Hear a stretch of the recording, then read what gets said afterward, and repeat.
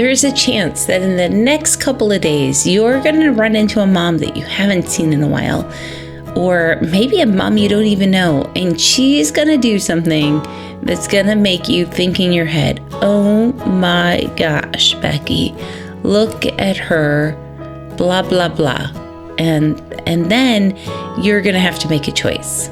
Let's keep calm and mother on. Mothering is way too important to do alone, and way too serious to be serious all the time. My name is Christy Thomas, and I am here shoulder to shoulder with you, mothering and enjoying life together. This is the podcast where you can focus on being mindful and taking a deep breath with me and learning new things so you can pause and savor the amazing life you already have. So if you're listening to this in real time, maybe you'll see that other mom at an egg hunt around town or at a family holiday dinner, and you haven't seen her in a while, and your brain starts to judge her for the words that she said or the tone that she's used, maybe towards her kids or her partner, her kids' actions, her response to the kids' actions, right? There's a million things we could judge another mom for. Maybe you even consider pausing and grabbing your cell phone, and they're like, oh, I could make $10,000, or this could go viral, so let me just put it on film. This big display of emotions. This could be a thing. But what happens? What happens when you choose to judge like that? What happens? That's what we want to talk about today. Okay, I had to pause and get rid of my cat. When you judge another mom, you cut off the opportunity to befriend her or like her or love her. You have no clue at all what she's carrying. You have no clue at all what the triggers might be or what happened 10 seconds beforehand or the thing she's anticipating happening in the next 30 minutes. You don't know. So often we jump to judging instead of trying on the shoes of the other person. And when we judge, here's what happens too. That magical village of motherhood that we're all talking about, that we all wish we had, well, we just shrunk it. We just cut it off. We made a little circle of me and my own brain, and that's it. You're not necessarily making her circle smaller, but you're certainly making your circle smaller. Instead of inviting it to be a horseshoe with an opening and a spot for more at the table of your mom village, you have decided that you didn't want it. And in response to the idea of turning it into a viral video, which we've seen recently of kids with big emotions, and we've seen viral videos of different parenting ideas that have gone big because the parents have acted in extreme ways, right? You need to think about it. If you participate by sharing or liking the video or by recording the video, are you doing harm? I know that doctors take an oath, right? Medical staff take an oath to do no harm. But I think that we need to add the do no harm part to our motherhood tribe.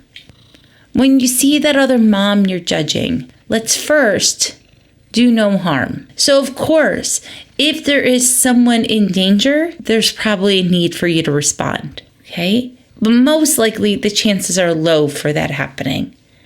Then what do we do instead? How can we enter the situation of a do no harm? Remember, we're trying to prove that the mom village actually exists. So one of the first things you could do if this situation is at a family dinner table or at a grocery store and you can feel that other people may be judging and you're not alone, well, you can help deflect the situation off of that other mom and off of that kid, whatever's happening. Start a different conversation, grab Aunt Sally by the elbow, ask her if she wants some pie. Whatever it is, find something else and do no harm by changing the spotlight.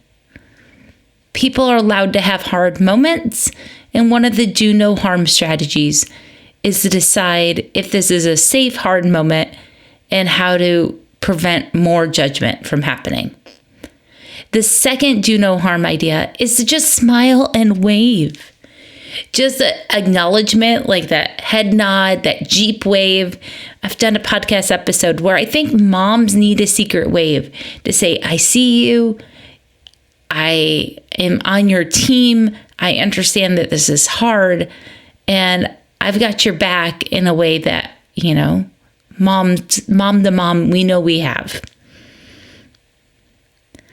The third do no harm strategy, it's probably the one you should start with first, is to pause, put your hand on your own heart, slow down your nervous system, and if you're a person of faith, say a prayer for love, like, let me choose love in this moment, Lord. Amen. Or whatever that looks like for you, to orientate yourself back towards that space of love, that space of do no harm, and to be kind. Another idea would be to dig through your purse and find a scrap note and write a note and just pass it to that mom, right? Maybe it's passing a note at the egg hunt and you just like scribble something down on a candy wrapper, like, you're doing a great job, this is hard, or you look really pretty today. Something encouraging that feels honest and true to you. We are building a horseshoe, not a circle or an island where we are by ourselves with our judgment. Because there's a good chance that if you are judging another mom, you're probably judging yourself in your head, in your inner monologue, more than you want to admit. And when you judge yourself, you're listening to that inner critic and you're forgetting self-compassion. You're forgetting that, like, when you judge that mom, that she's exactly the right mom for your kid, for her kids, right? She's exactly the right mom for her kids, even though you might not understand it. And when you're practicing judging other people, that's giving your brain time to practice judging.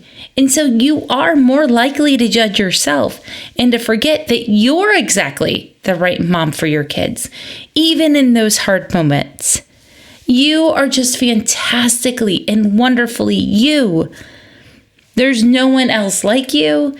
And when you're judging and comparing your results versus someone else's, just remember there's different seasons and different journeys, and they might not have even started at the same place as you, right?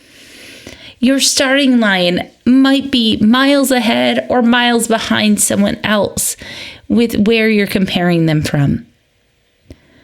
I pinky promise, though, that sometimes you're in a spot that even like you're judging yourself because you would have never put yourself willingly into that spot if you were writing your story. Maybe there is a death or a hardship. There's something you don't necessarily want to face, a health scare, world stress, finances, whatever it is. But that's where you are. That's where you are. Instead of beating yourself up about those things that you're carrying and judging yourself and then judging other moms around you, you have this beautiful, unique person that you're in charge of loving. You. And you're the right person for your kids. And if you give yourself credit for some of those harder things that have happened, that you've overcome, right? The good things are happening. You can pause and treat yourself like you would with that mom. You can write yourself a note. That's why I encourage you to write down at the end of the day something good that happened today because of you. Because that will help you stop looking for the bad and keep judging yourself. You can throw a dance party on when you feel that inner voice is getting loud, or if you feel the You're telling your body, maybe it's your jaw or your shoulder or your hand, your chest tightening, whatever it is. Choose to have a dance party when you notice those feelings. You don't have to choose to judge yourself or other people. And that's what I wanted to remind you today. The less we judge, the more we're able to connect with actual other humans, the more we can create the village that we need. There are certainly things I missed, but here's the big takeaway. Do no harm. When you feel yourself judging yourself or someone else, turn towards love, say a quick prayer, and do no harm.